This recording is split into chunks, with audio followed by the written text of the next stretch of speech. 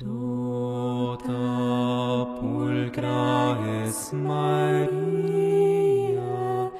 tota pulcra es Maria,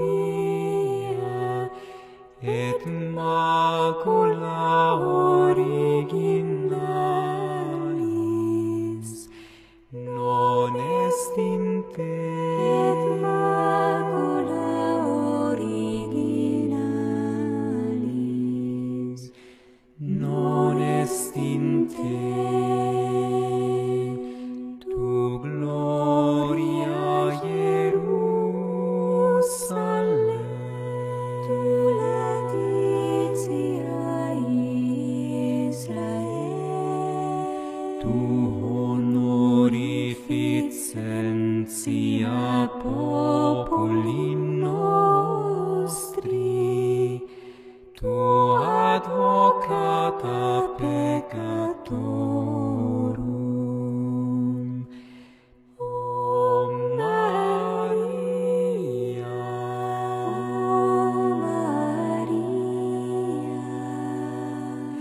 Virgo prudentissima, Mater clementissima, ora pro nobis, intercede pro nobis, ad Dominum Iesum Christum.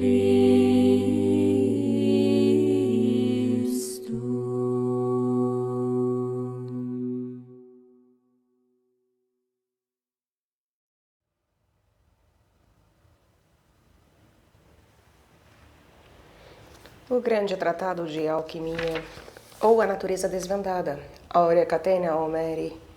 Neste livro se demonstra como e de que as coisas nascem, conservam-se, destroem-se e reduzem-se de novo, a essência primordial.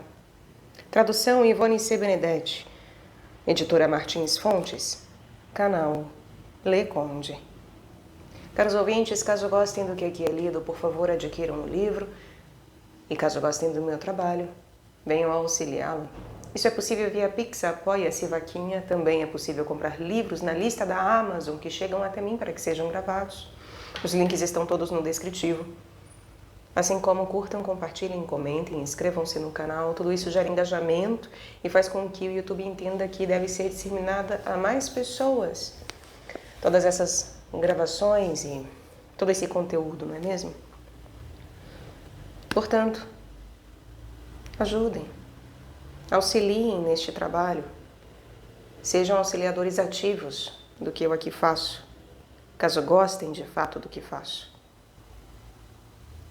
Cada um contribuindo o que lhe seja a sua parte, faz com que seja possível que todos continuem tendo acesso a isso e eu também tenha condições dignas de fazer o que faço. Comprando outros livros, melhorando cada vez mais os aparatos, enfim. E que Deus dê a cada um conforme o que lhe cabe, conforme a sua necessidade. A segunda parte em que estamos é a última parte, e estes são os 2 últimos capítulos. Deixo dito que após eles ainda será gravado o apêndice, mas o apêndice já não faz parte em si do grande tratado de alquimia. O apêndice, o anexo deste livro, é uma iniciativa daqueles que organizaram esse livro. Em si, do nosso autor anônimo, eis os últimos capítulos. 10º capítulo, Árvore de Dulcificação. O volátil tem animal, espírito da urina, e vegetal, espírito do vinho. Ácido, animal, espírito da urina, vegetal, espírito do vinho. E ácido, mineral corrosivo, espírito ou óleo, ou seu sal corrosivo. Para que o leitor se convença de que em tudo o que faço procuro adequar-me às leis fundamentais da natureza e que a imito escrupulosamente em seus procedimentos, bastará que considere como ela mesma dulcifica os minerais e os torna homogêneos à natureza humana e à vegetal. Primeiro, os vapores minerais corrosivos, que se elevam do centro da Terra, depositam em suas entranhas seu mais forte corrosivo, que ataca, corrói, resolve e coagula as pedras e a terra.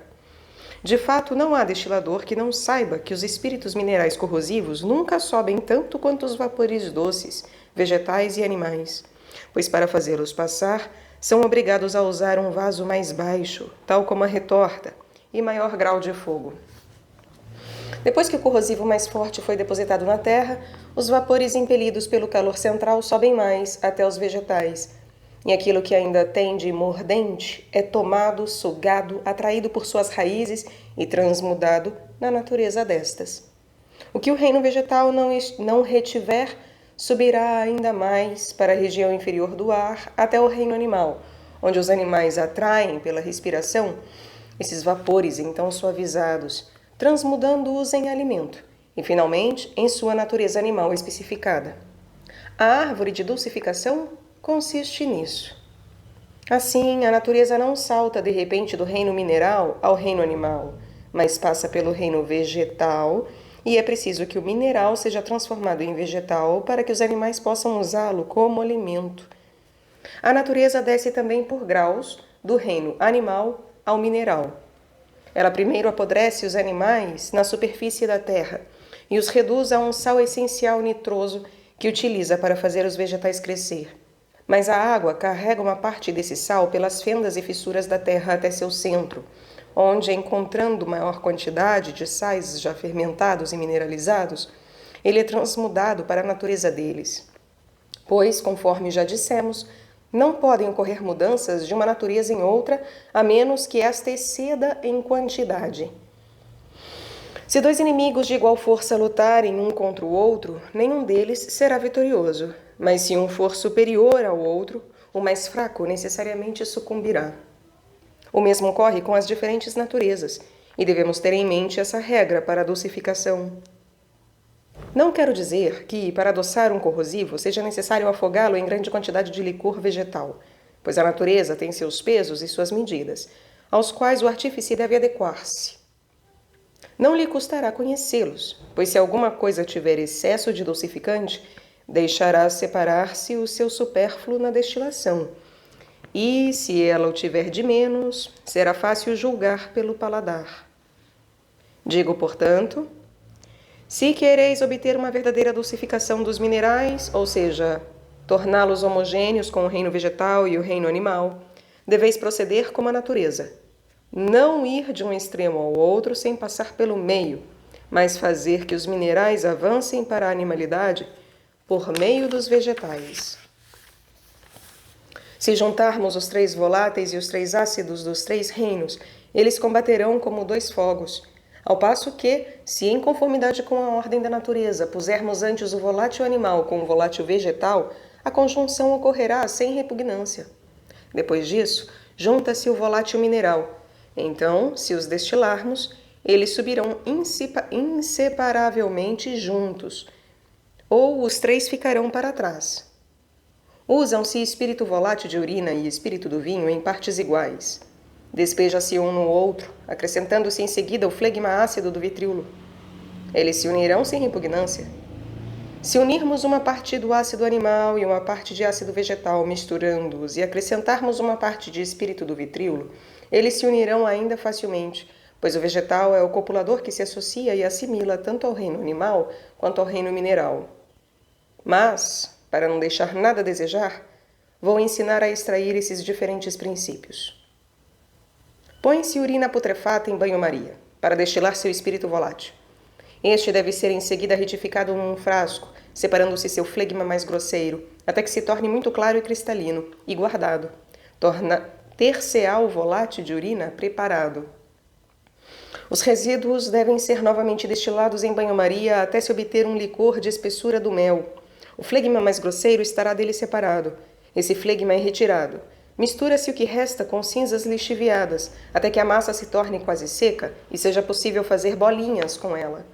Em seguida, esta é posta numa retorta, destilando-se na areia tudo o que se possa passar. Ter-se-á o ácido animal com um óleo fétido. O óleo é separado per tritorium. Uma nota do tradutor. É uma vasilha usada para separar líquidos immiscíveis.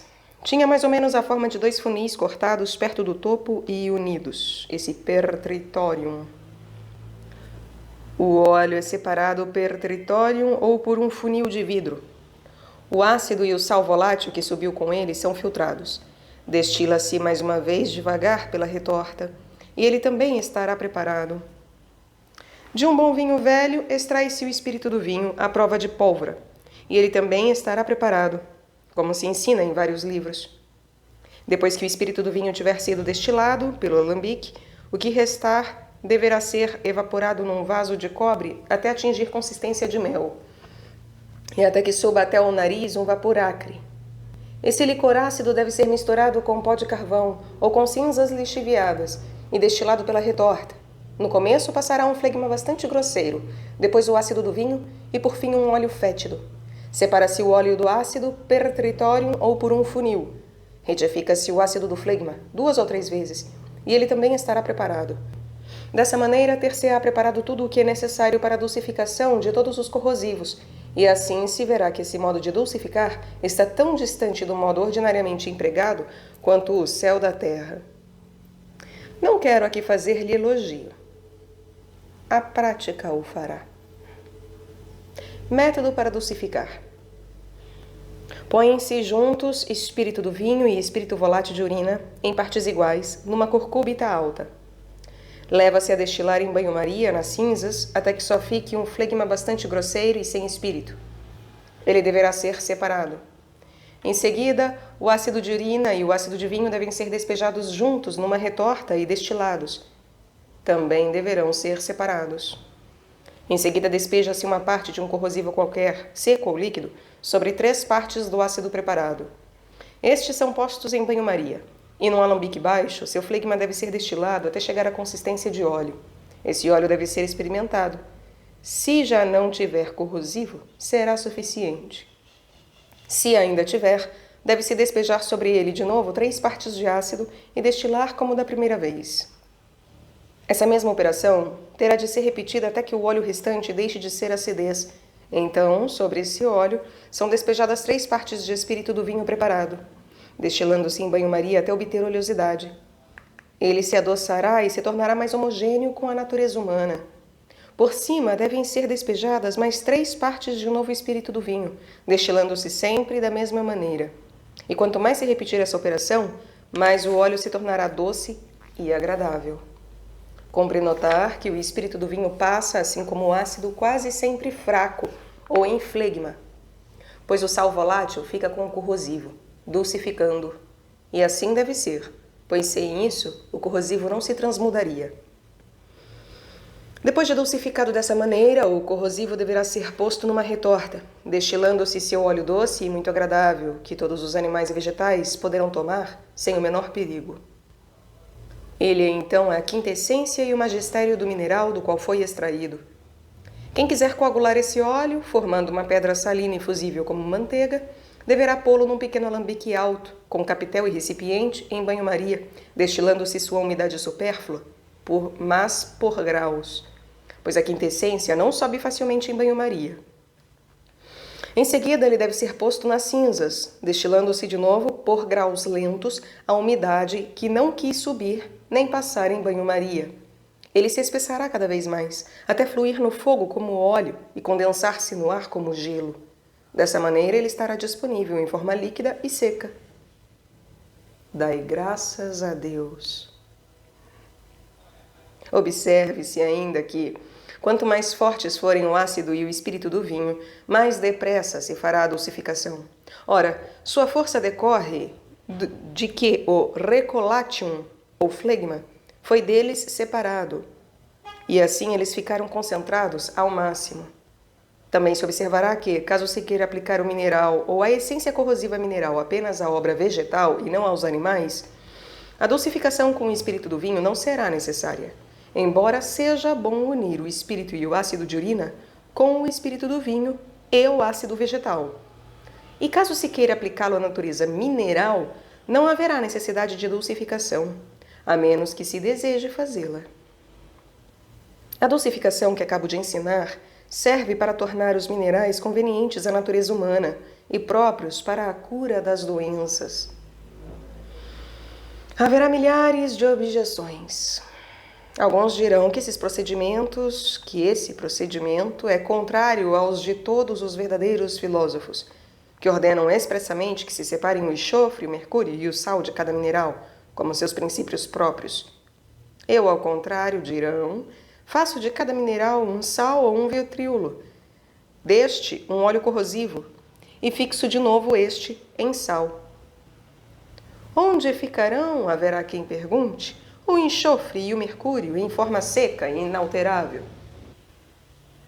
Meu caro leitor, quem quer que sejais, se procurais seguir o caminho descrito em todos os livros, digo-vos com franqueza que ainda não vos aprofundastes bem na natureza dos minerais e que muito menos entendestes os filósofos. Acaso não lestes em meus escritos, embora não haja necessidade aqui de tão grande compreensão, pois o caminho deles é mais elevado, que sal metallorum est lapis philosophorum et magisterium totius artis? O sal dos metais é a pedra dos filósofos e o magistério de toda a arte?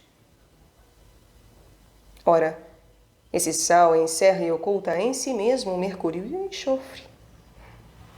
Quando dele fazemos um óleo, ele se chama enxofre, e seu espírito interior ativo é o mercúrio.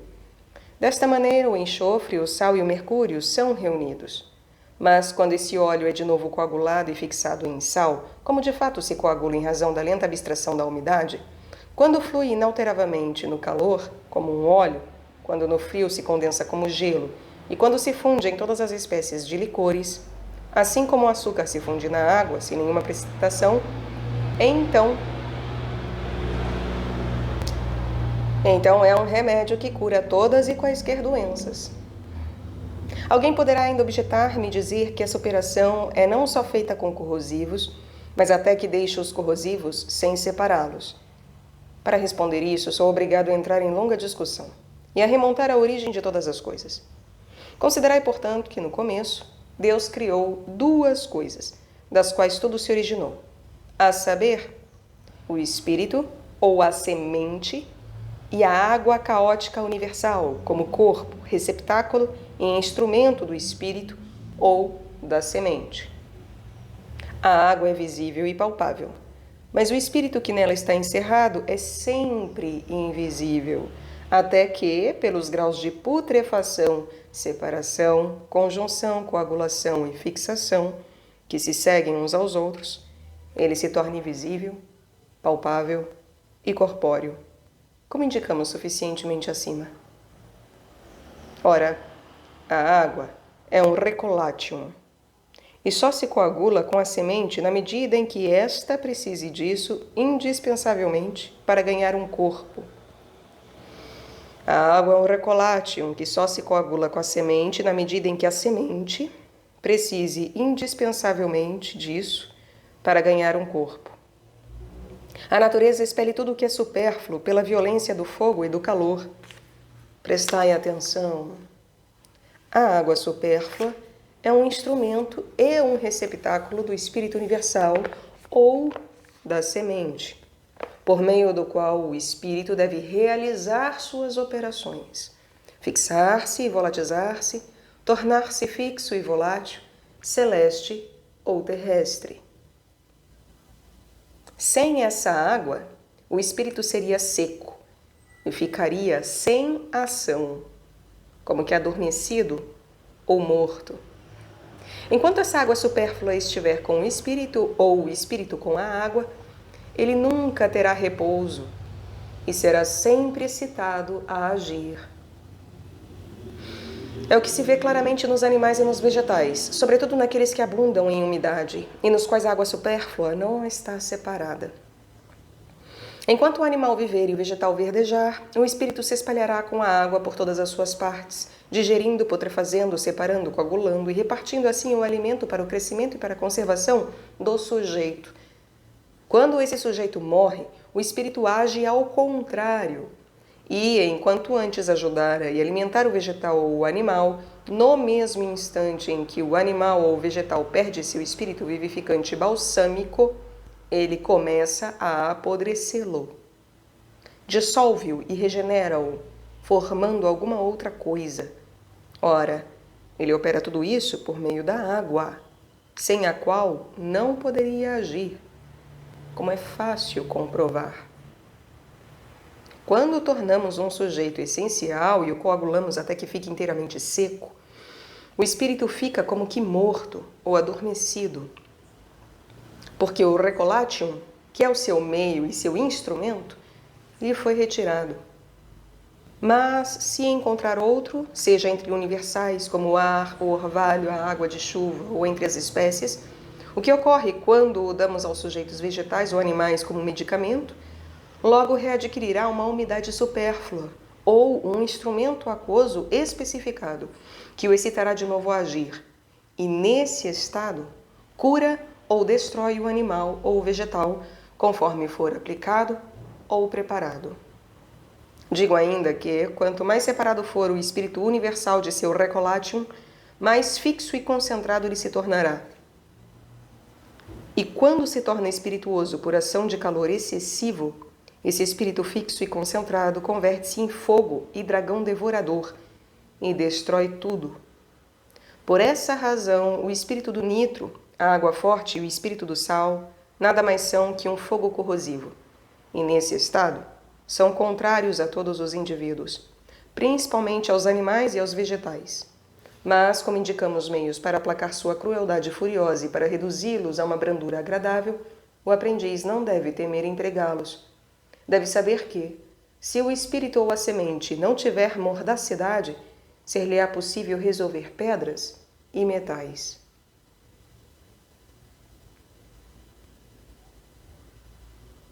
Quanto mais separado for o espírito universal de seu recolatium, mais fixo e concentrado ele se tornará. E quanto mais se torna espirituoso por ação de calor excessivo, esse espírito fixo e concentrado mais converte-se em fogo e dragão devorador e destrói tudo. Por essa razão, o espírito do nitro, a água forte e o espírito do sal nada mais são do que um fogo corrosivo. E nesse estado, são contrários a todos os indivíduos, principalmente aos animais e aos vegetais. Mas como indicamos meios para aplacar sua crueldade furiosa e para reduzi-los a uma brandura agradável, o aprendiz não deve temer empregá-los. Deve saber que, se o espírito ou a semente não tiver mordacidade, ser-lhe-á possível resolver pedras e metais. De resto, se essa via não lhe agrada, que ele tente resolver corpos tão duros com o espírito do vinho ou da urina, com o ácido vegetal ou animal, e verá por si mesmo a diferença que haverá, e no fim, aprenderá a ser sábio pela prática. Responderei agora à possível objeção de que deixo a semente universal ou o espírito com o espírito do nitro ou da água forte, ou seja, dissolvendo-o com o que é dissolvido. Direi por quê. Quando a semente universal está unida à semente especificada, e assim ela assume a mesma especificação, a mãe está unida ao filho. E o filho extrai alimento da mãe, da substância e do sangue do qual foi formado. Nada está mais conforme à natureza. Todos os universais se tornam homogêneos às espécies e assumem sua qualidade, de maneira que, quando concentramos o espírito universal nas espécies, a virtude destas é aumentada e exaltada. E quanto mais concentrado e basificado ele está, com mais pujança opera, podendo ser administrado em menores doses. Contudo, não ensinei a ministrar esse espírito agudo aos animais e aos vegetais antes de ter sido dulcificado. Mas que alguém me prove o erro de administrá-lo após a dulcificação. Quem não quiser acreditar na minha teoria, a aprenderá na prática, que lhe dará demonstrações claras como o dia. Acrescentarei apenas um exemplo dos mais simples, pelo qual todo artífice compreenderá na hora a rápida mudança do espírito ou da semente aguda e corrosiva em semente doce. Sobre uma parte de espírito do vitríolo desflegmado ou de óleo de vitríolo, despejam-se 6 partes do vinagre simplesmente destilado. Põe-se a destilar nas cinzas até o ponto de oleosidade. Numa corcúbita não muito baixa, passará no primeiro ou no segundo grau de fogo um flegma claro ou um recolatium. Despejam-se mais 6 partes de outro vinagre destilado. Destila-se de novo até o ponto de oleosidade e repete-se essa operação até 3 vezes. Pondo-se então o óleo de vitríolo sobre a língua, ver-se-á que a mordacidade se transformou, em sua maior parte, em doçura. Para docificar ainda mais, despejam-se por cima 6 partes de espírito do vinho. Destila-se em banho-maria no alambique até obter um óleo, do mesmo modo como se fez com vinagre, exceto pelo fato de que é preciso destilar o espírito do vinho em banho-maria. Repete-se também 3 vezes essa operação. O óleo de vitríolo, sobretudo se o ácido e o espírito do vinho forem bem fortes, ficará doce como açúcar, tão doce que tudo o que se beber e comer parecerá doce. De tal modo esse óleo enche os poros da língua. Assim, visto que apenas com o azote e o espírito do vinho os corrosivos se dulcificam até esse ponto, o que não ocorrerá quando se acrescentar o reino animal? Poderiam objetar-me também que só estabeleço 2 princípios, a saber, o recolatium e o espírito ou a semente que nela se oculta. Que, por conseguinte, não há outra coisa para separar além do recolatium. Segue-se daí que todo o globo terrestre, todas as montanhas, todas as pedras, os rochedos, os parados, os campos e a terra, nada mais são que um espírito, uma semente, um esperma coagulado. Se alguém não quiser acreditar que a massa da terra inteira é um esperma, que tome um pouco de terra, em qualquer lugar e da terra que quiser. A primeira é a melhor. Que lixivie seu sal, para que a semente espirituosa corrosiva não se mate. Que a desseque e a ponha para encandecer um pouco no fogo. E observe seu peso. Que a seguir despeje sobre ela espírito do nitro ou água forte. Se não a atacarem, que despeje espírito do sal, até que ela se dissolva por inteiro e destile seu espírito. Encontrará no fundo uma terra salina branca e corrosiva, terra que, por seu primeiro princípio ou por seu espírito universal, espírito primordial, retrogradou à sua primeira natureza, ou seja, a sal. Considerai agora essa terra e vede se ela é a terra condenada ou fezes.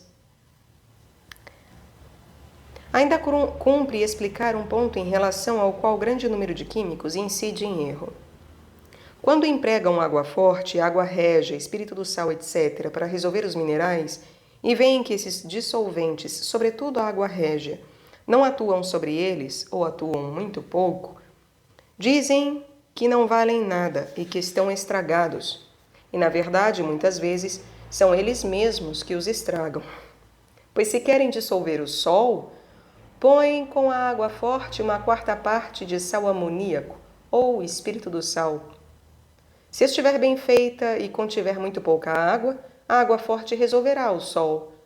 Mas, se contiver pouca água forte e água demais, deixará o sol como está, ou o dissolverá muito pouco. É daí que resulta o estrago. Se, pois, com uma água régia muito fortificada, quiserdes resolver um minério sulfuroso solar, como a marcassita solar, um minério aurífico ou enxofre solar, ela resolverá apenas a 8ª parte, ainda que antes tenha resolvido o Sol inteiramente. Qual pode ser a causa? É esta.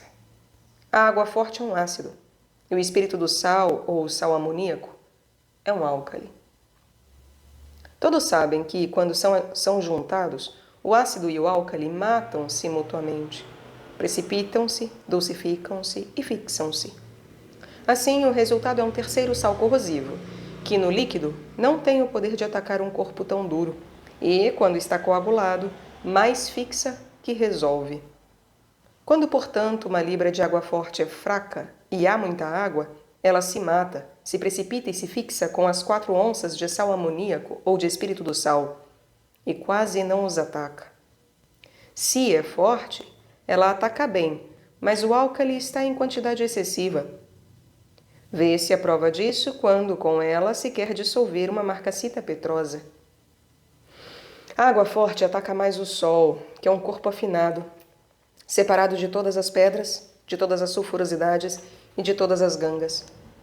Mas não a marcassita, nem o cascalho, ainda que lavados e separados da terra sobre o pano com maior cuidado, pois conservam sempre, nas suas menores partes, uma mistura de suas matrizes petrosas, sobre a qual o ácido se fixa e se mata, assim como sobre o enxofre das marcassitas.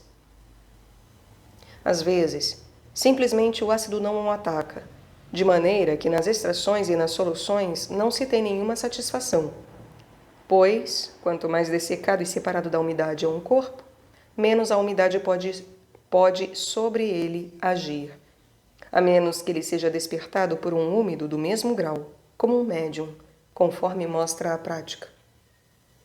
Mistura-se 1 libra de água forte com 4 onças de espírito do sal e destila-se tudo pela retorta, nas cinzas, até obter forte oleosidade.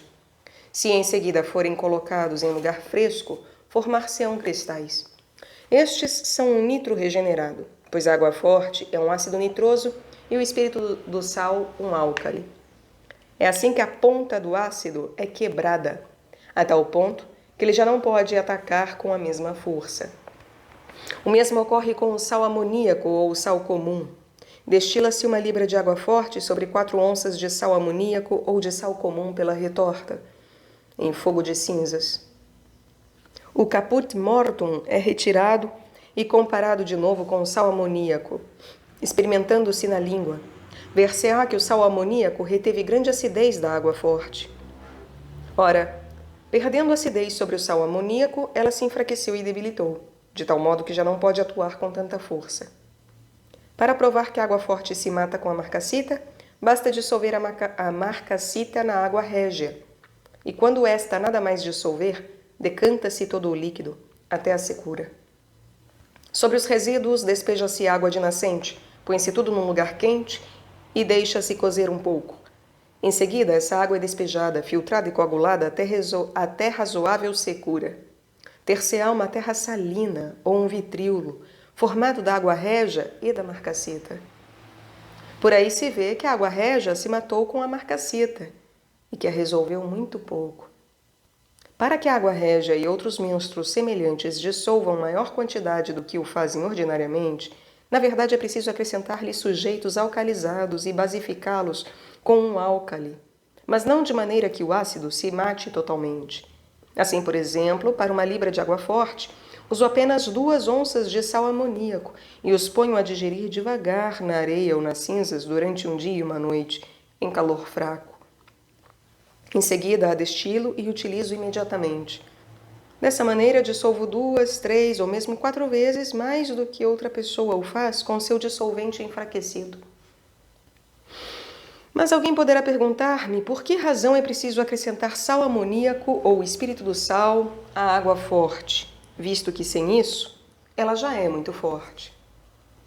A razão é que, conforme disse, todos os minerais são formados pelo ácido universal, e esse ácido faz mais facilmente os metais menores que os perfeitos, pois nos imperfeitos ainda não está totalmente fixado e alcalizado, nem se tornou tão terrestre quanto no Sol e nos sujeitos solares, e, por conseguinte, o seu domínio é maior ou menor conforme o mineral ou o metal esteja mais distante ou mais perto da perfeição. É por isso que a água forte o dissolve, enquanto não pode dissolver os sujeitos solares, porque um ácido ataca facilmente o outro, ao passo que, nos minerais fortemente fixados e alcalizados, ele se embota e se mata totalmente. Assim, quando quisermos que eles sejam igualmente atacados e dissolvidos, precisaremos acrescentar um álcali à água forte, para, por seu meio, despertar nela o seu semelhante. O álcali fixo, depois de despertado, desata seus próprios elos com a ajuda do ácido, e presta-se facilmente a retrogradar a um ácido, pois tudo o que é volátil deseja tornar-se ácido, e tudo o que é ácido deseja tornar-se álcali, ou fixo. Ao contrário, tudo o que é alcalino procura tornar-se de novo volátil, para que o superior se torne inferior, e o inferior superior, por uma circulação perpétua. O álcali, que dissolve seus sujeitos alcalinos semelhantes, não dissolve os sujeitos ácidos. A razão é que o álcali não é tão penetrante e nem mesmo tão sutil, e sempre retém uma terrestridade gacha, o que o impede de penetrar em seus poros, e mesmo quando os ataca, apenas os corrói e reduz a pó, ou os faz inchar como esponja. E note-se que, pelo termo álcali, não entendo apenas os sais alcalinos volatilizados e os fixos, tais como todos os álcalis volatilizados dos animais, o sal amoníaco, o sal comum e outros álcalis fixos, mas também a terra alcalina volatilizada e afixa. Também haverá quem me diga que pretendo despertar o álcali com outros álcalis, tais como o sal, o precipitado de vitríolo ou o sublimado de sal amoníaco ou de sal comum. Mas o álcali, ao contrário, não ficará mais fortificado e não se matará com um ácido de uma maneira ou de outra? Respondo então que, na verdade, quando contém muito álcali volátil ou fixo, a água forte se mata e não se dissolve, como disse acima. Mas quando contém pouco álcali fixo ou volátil, nem por isso deixa de dissolver.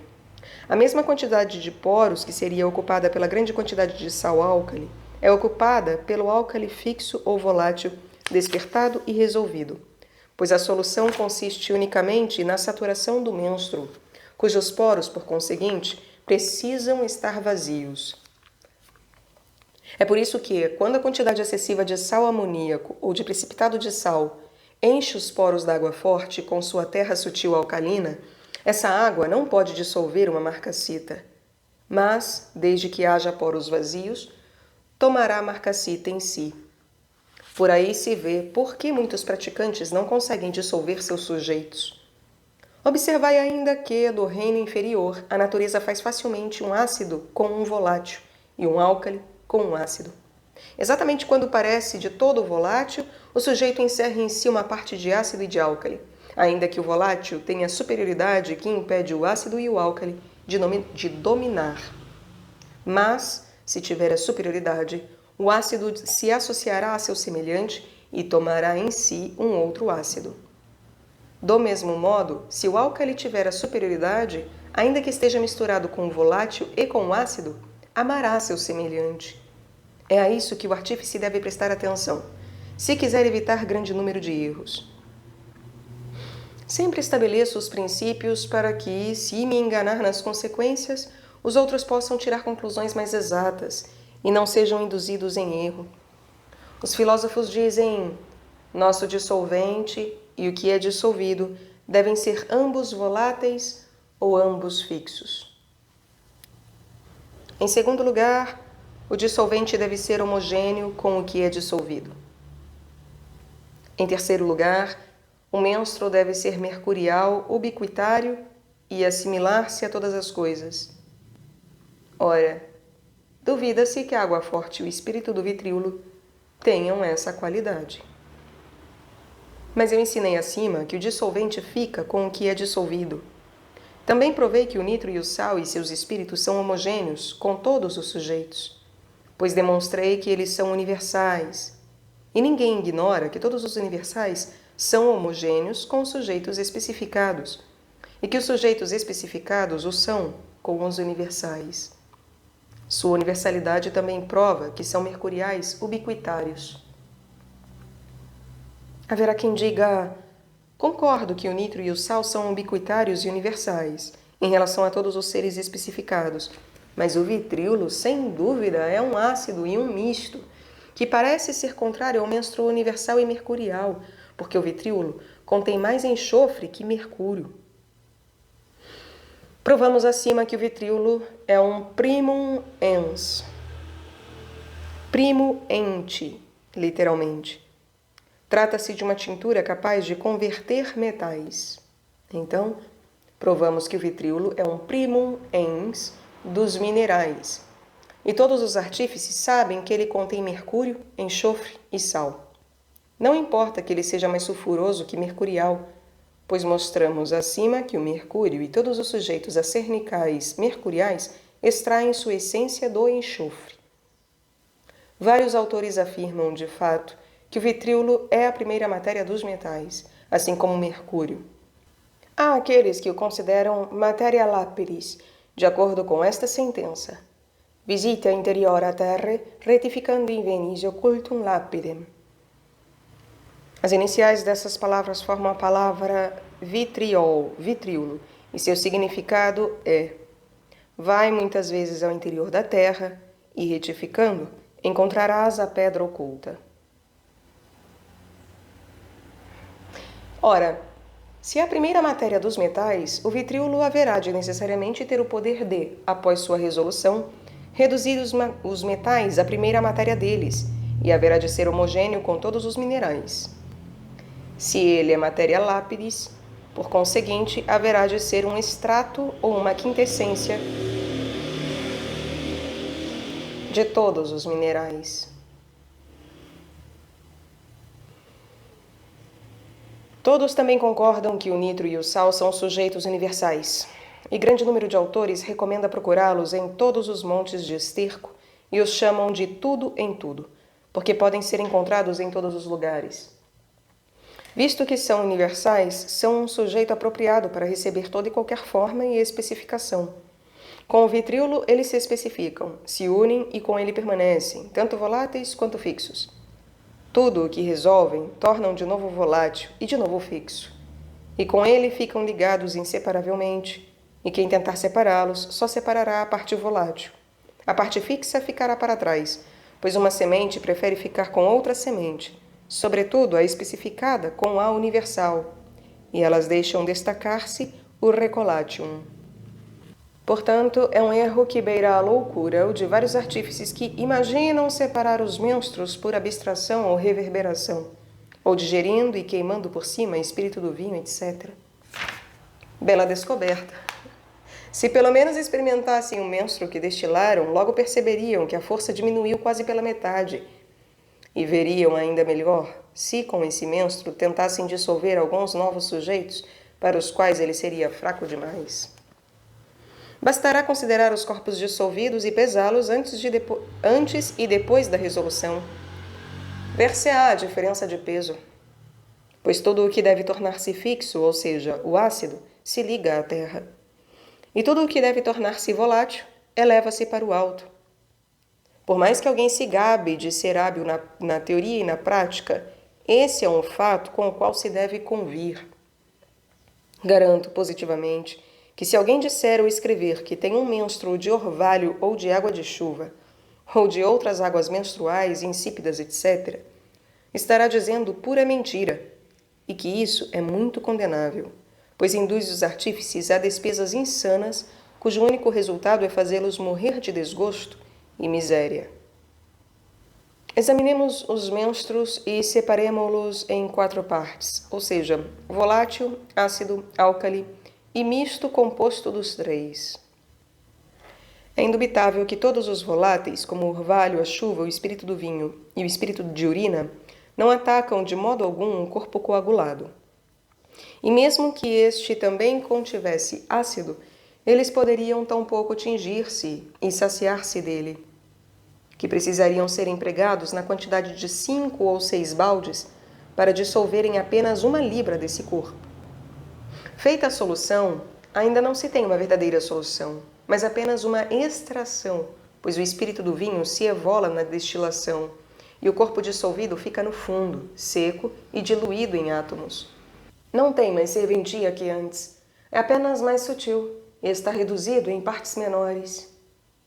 Se usarmos azote ou ácido vegetal ou animal, é verdade que atacarão com mais força que o espírito do vinho ou da urina, ou mesmo que um volátil extremo. Mas que espécie de sujeito atacarão? Não será uma pedra nem um mineral alcalizado, e só resolverão facilmente os sujeitos que por si mesmos são ácidos, ou que estão repletos de ácido. Com 10 libras de ácido de vinho destilado, não poderemos dissolver 1 libra de Vênus ou Marte, que são tão abertos. Com 10 libras de ácido de vinho destilado, não poderemos dissolver 1 libra de Vênus ou Marte, que são tão abertos. Ao passo que, com 2 ou 3 libras de espírito do nitro ou do sal, de espírito ou óleo de vitríolo ou óleo de enxofre, dissolverei 1 libra de Marte, mais ainda de Vênus, e reduzirei essa dissolução após a destilação à primeira matéria, ou seja, a vitríolo. Se lhe extrair o ácido por destilação, restar-me-á um azinhavre ou um crocus marcial, mesmo em pequena quantidade. Com um álcali espiritualizado, é verdade que se dissolve mais, mas sem ácido, toda dissolução é mais ou menos como um furo na água. Quereis compor, fortificar e misturar os menstruos acima, para ver se eles não dissolverão mais que antes e melhor que os corrosivos agudos sozinhos? Misturai o espírito do vinho com vinagre, ou um volátil com ácido, ou o espírito da urina com seu ácido, ou então esses 4 juntos. E despejai-os sobre uma pedra calcinada, segundo o uso, ou sobre um outro mineral fortemente ligado, em quantidade suficiente. Vereis como eles atuam. Ou seja, nada.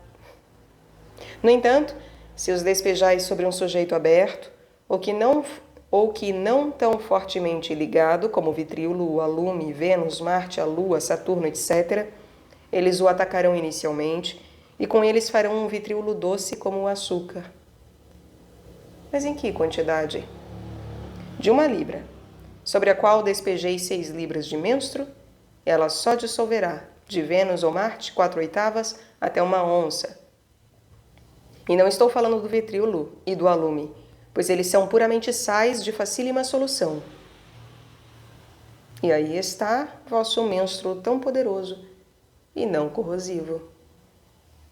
Se dissolveis um ácido mineral, como a água forte, o espírito do vitríolo, etc., sobre o vinagre ou sobre o espírito do vinho, na verdade basificais o vinagre, mas dulcificais o corrosivo e o matais, de tal maneira que ele não poderá atacar com tanta força quanto antes. Esse menstro, porém, dissolverá mais que o vinagre e o espírito do vinho sozinhos. Se despejardes água forte sobre vitríolo sublimado, etc., ou sobre um corrosivo, um espírito da urina ou um azote da urina, matareis totalmente o corrosivo, e com ele fareis um terceiro sal, que dissolve pouquíssimo ou nada. Ora, qual pode ser a causa disso? É esta. Quanto mais diluídos os corrosivos, mais fracos ficam e menos dissolvem. Ao contrário, quanto mais concentrados os corrosivos, mais mordentes são e com mais violência atacam. O espírito do vinho ou o azote são corrosivos diluídos e dilatados. Estão inteiramente cheios de recolatium. E mesmo que pela retificação os tornássemos muito ígneos, 1 libra deles não atuaria tanto quanto 2 onças ou 1 onça de água forte desflegmada. Vós o comprovareis na prática. Pois se pegarmos um espírito do vinho muito ígneo e um vinagre muito retificado ígneo, 3 libras de espírito do vinho, 1 libra de vinagre, de ácido de vinagre e meia libra de sal de tártaro, e despejarmos o espírito do vinho sobre o sal de tártaro e em seguida o vinagre, e os pusermos para digerir em banho-maria ou nas cinzas, destilando-os depois devagar, passará um flegma insípido muito claro, quase na mesma quantidade e no mesmo peso que o espírito do vinho e o vinagre que foram acrescentados.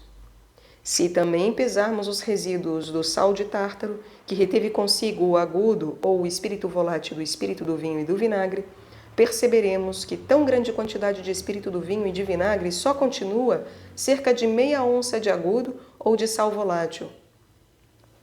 Se ao contrário despejarmos 1 libra de água forte ou de espírito do nitro desflegmado sobre meia libra de sal de tártaro, depois de destilarmos o flegma, veremos que o sal de tártaro aumentou metade da sua quantidade, ou pelo menos 1/4.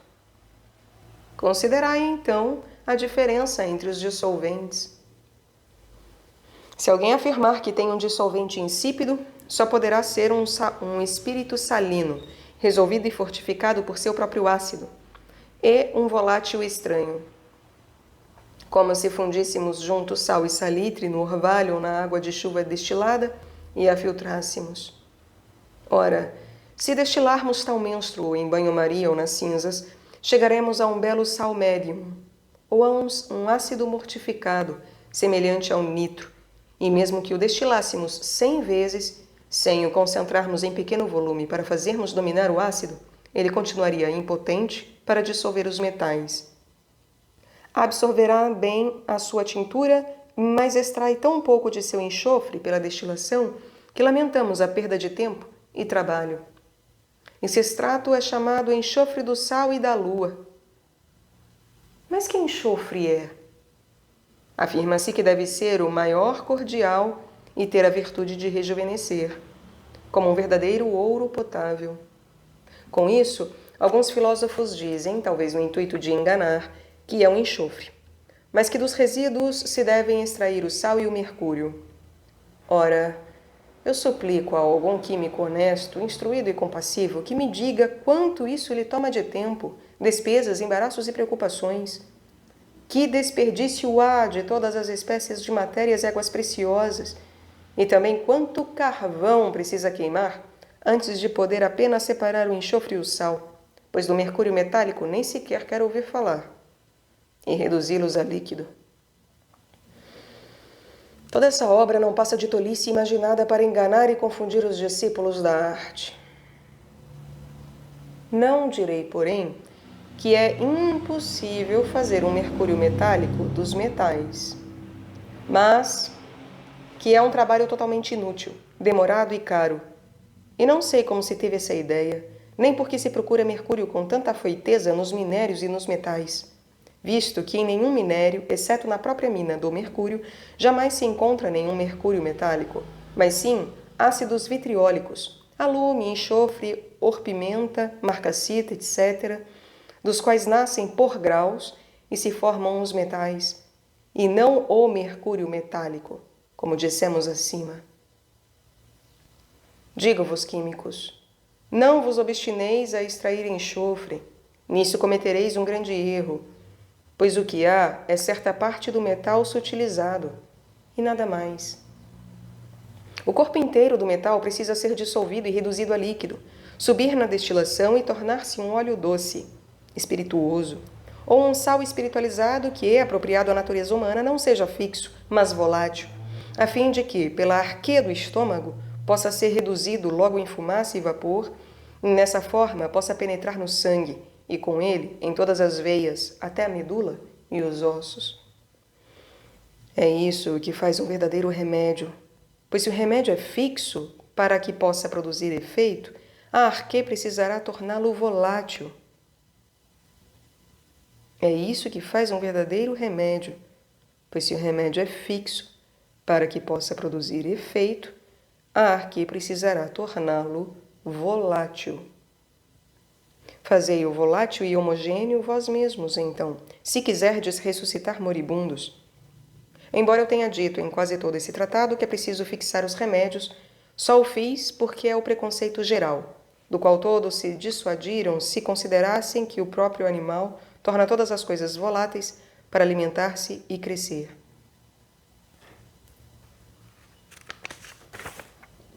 Não deveis imaginar, porém, que quero obter um remédio muito volátil, como o espírito do vinho. Não. Excitado pelo calor, ele atravessaria depressa demais todas as veias e sairia pelos poros da pele, ou seria evacuado nas fezes e faria pouquíssimo efeito. Não quero que ele seja volátil nem fixo demais, mas semifixo e semivolátil, como o são todos os ácidos. Nesse estado intermediário, ele se liga ao sangue, une-se com ele, circula com ele por todas as veias e expulsa as doenças pela urina e pelo suor. Deve, portanto, ser um ácido em termos de grau de fixidez. Mas, quanto à qualidade, deve ser doce como o açúcar, porque a natureza atrai avidamente tudo o que é doce. Se não preparardes assim vosso remédio e vos apegardes a vosso extrato de enxofre, tomareis a sombra pelo corpo. E mesmo que os melhores filósofos dissessem outra coisa, eu não os ouviria. Partirei sempre do princípio de que a natureza nunca une heterogêneos e, por conseguinte, não há fezes em sujeito algum, seja ele qual for, embora muitos tenham imaginado o contrário diante da máxima animam extrae relinque corpus. extrai a alma e deixa o corpo. Mas eu vos digo, ficai com a alma e com o corpo, se quereis curar o espírito e o corpo humano. Esse tipo de gente não se estará contradizendo ao afirmar que, quando a doença está no sangue ou nas partes líquidas, a alma os cura, e que, do mesmo modo, o corpo deve curar o corpo, um espírito o outro, e um corpo o outro? Tais pessoas são bem condenáveis por terem introduzido na arte erros que são causa da ruína de uma infinidade de pessoas. E, infelizmente, esses falsos filósofos são muitíssimo comuns. Basta que alguém, depois de 100 anos de trabalho, encontre, por acaso, alguma manipulação que poderia ter aprendido em 15 minutos, se o destino não lhe tivesse sido adverso, para fazer-lhe tantos elogios, como se tivesse concentrado o céu e a terra. Alardeia que o único método verdadeiro é o que praticou. E, mesmo que um anjo descesse do céu para ensinar-lhe outro, não passaria de mentira, como se Deus não tivesse 1000 caminhos para nos ajudar. Submete à tortura os escritos dos filósofos para fazê-los concordar com seu trabalho.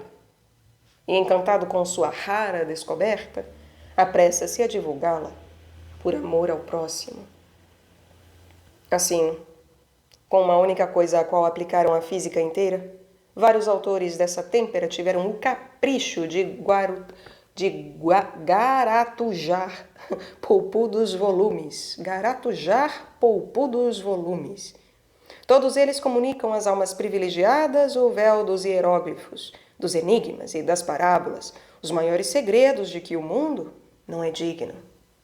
No entanto, ao mundo, eles dão um par de velhas receitas muito obscuras de tintura universal ou da pedra filosofal. Para aprofundar-se, muitos sacrificam a saúde e mesmo a fortuna. E se olharmos a coisa mais de perto, muitas vezes veremos esse segredo em algum velho alfarrábio exposto à venda pública. Então, o segredo é ventilado e ninguém mais faz caso. Quanto a mim, propus-me escrever claramente, em poucas palavras e sem rodeios, para que todos possam entender-me e se animem a fazer experiências que aproveitem ao público. De que adianta falar por parábolas e enigmas? Eu preferiria me calar a fazer os homens perder tempo e dinheiro, privando-os assim do necessário, que eles já penam tanto para obter. Assim, cada autor que escreveu livros deveria atentar para isto. É melhor não escrever que induzir os homens em erro, como acontece quando ele não é claro. Pois eu posso entender meus próprios enigmas, mas outro não pode penetrar em meu espírito para saber de que maneira os entendi. E é por isso que cada um os explica segundo suas ideias.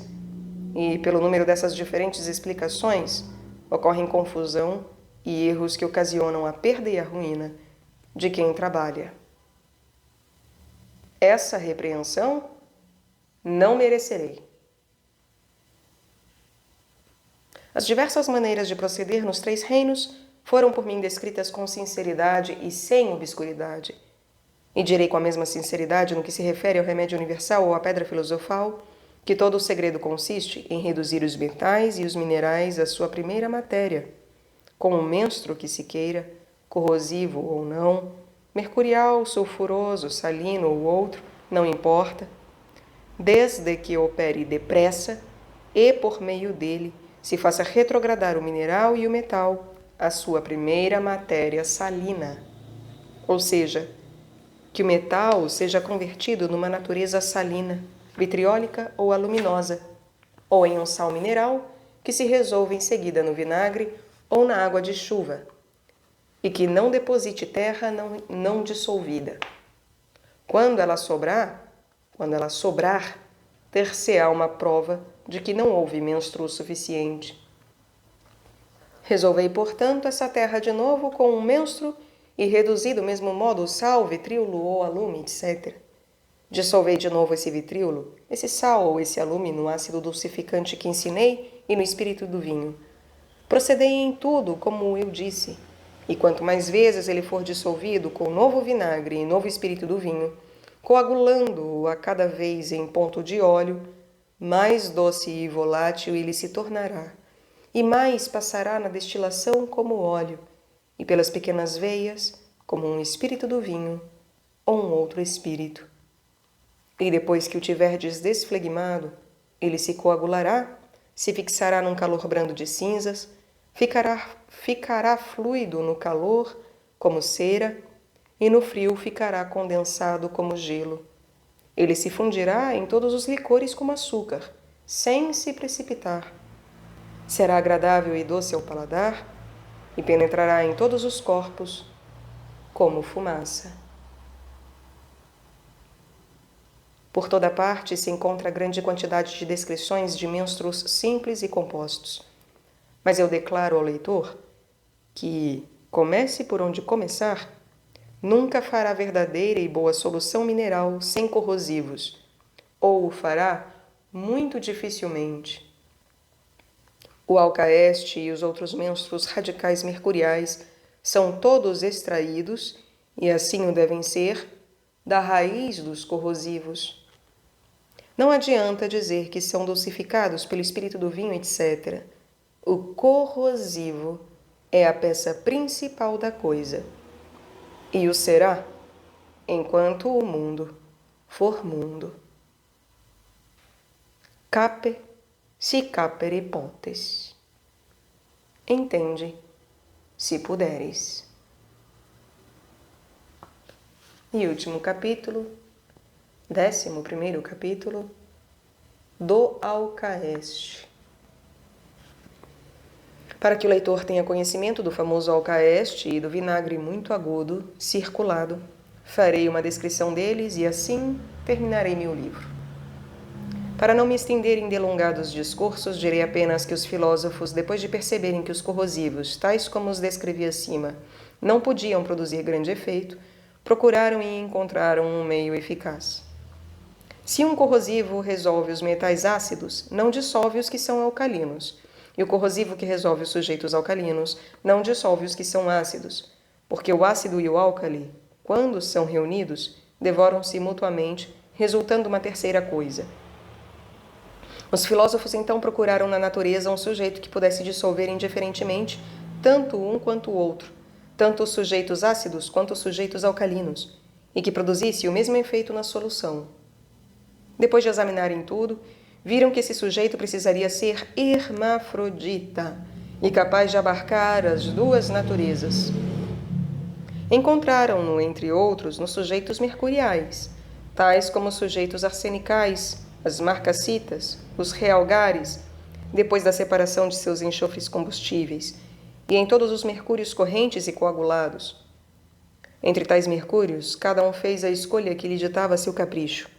Mas a maioria ficou com um mercúrio que se especifica com a maior proximidade da substância metálica, que, na conjunção, a ela se liga até a medula, permanecendo sem alteração mesmo depois da separação, e, na coagulação e na fixação, não se transmuda em nenhum metal, a não ser em ouro e prata. Como viram que aquele mercúrio era espesso demais e pouco agudo para reduzir os metais à sua primeira essência e torná-los líquidos, como sabiam que os metais, para se tornarem homogêneos com todas as criaturas, precisavam assumir natureza salina, oleaginosa ou aquosa, e que o mercúrio, em sua simples natureza, não podia dar essa natureza salina aos metais, como viam que nenhuma água nem nenhuma terra simples podia resolver o mercúrio e os metais, nem os reduzir a uma natureza salina, e como enfim percebiam que, se quisessem reduzir os metais a sal, óleo ou água, precisavam antes reduzir o mercúrio a sal ou água salgada, para que o semelhante pudesse produzir seu semelhante, tomaram, por essa razão, tal mercúrio e o reduziram em parte, e de diferentes maneiras, a sal e a água, segundo a via que deu melhores resultados em sua experiência. Quanto mais basificavam o mercúrio, melhor ele dissolvia. Quanto mais era basificado, menos e mais devagar dissolvia. E eles viram que, sem essa natureza, o mercúrio penetrava muito pouco, ou nada. Portanto, para reduzir o mercúrio a sal e depois a água, foram obrigados a recorrer a todos os ácidos, a todos os álcalis e a empregar a contragosto os corrosivos, sem os quais o mercúrio não queria atuar.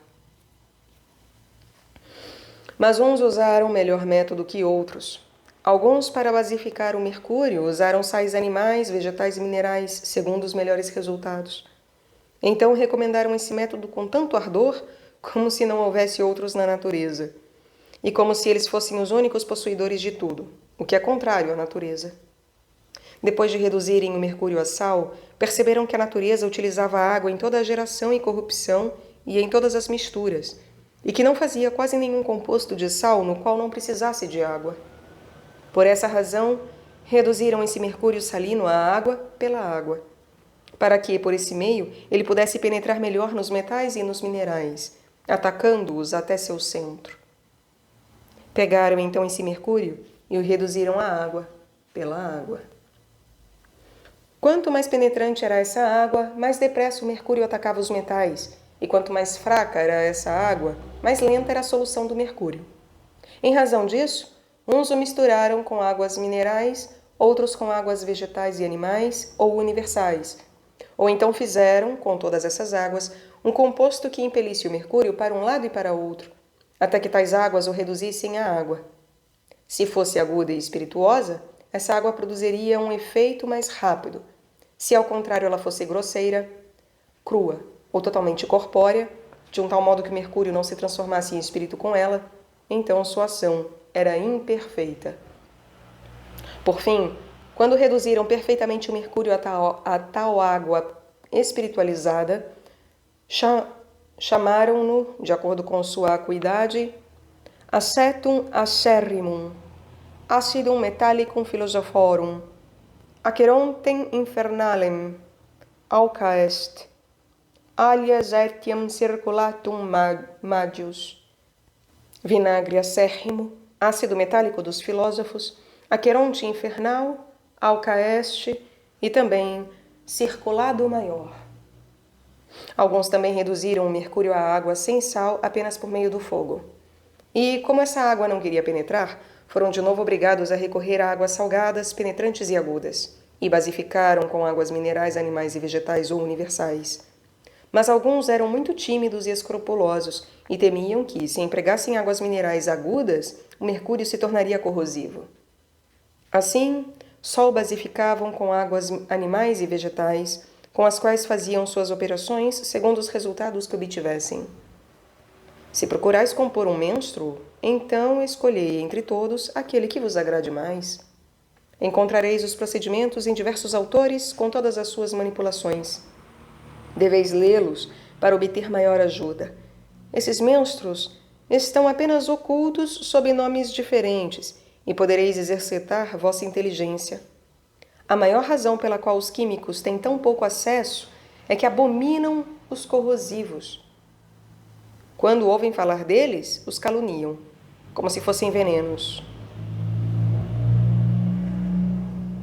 Mas o veneno mais violento para esses aprendizes é o próprio desprezo que têm pelos corrosivos, que os desorienta e os leva a empenhar-se em trabalhos inúteis, que lhes abreviam a vida e os fazem morrer na indigência e na desesperança.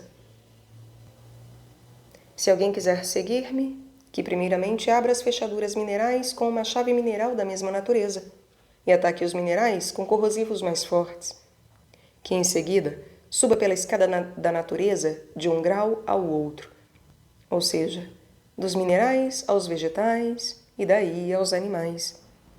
Que faça um homogêneo animal, vegetal e mineral pelos animais, vegetais e minerais. E procedendo dessa maneira, aprenderá mais em 1 hora do que aprenderia em toda a vida se trabalhasse sem regra e a esmo, como fazem quase todos os que se dedicam à química.